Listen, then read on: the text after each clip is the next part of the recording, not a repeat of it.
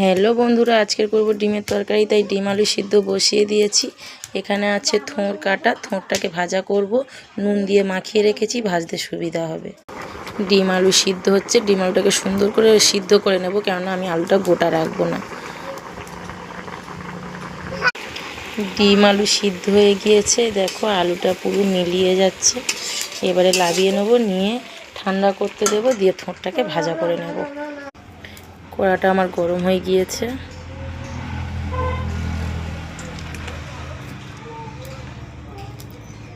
একটু হালকা জিরের ফোড়ন দেব।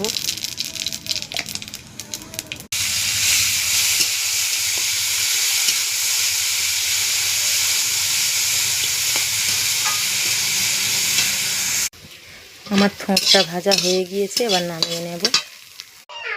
একটা ডিম ভেঙে গিয়েছিল, তাই ভেজে নেব। সিদ্ধ করা ডিমগুলোও ভেজে নেব।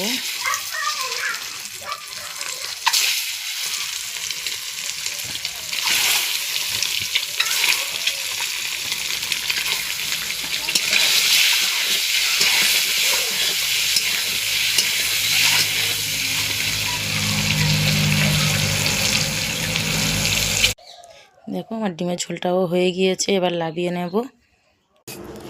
দেখো আমরা খেতে বসে গিয়েছি। এই হলো থোড় ভাজা।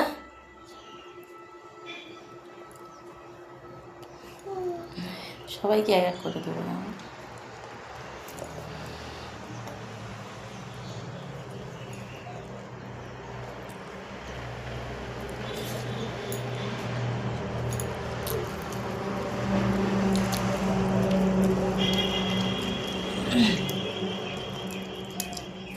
আমরা একসঙ্গে খাচ্ছি।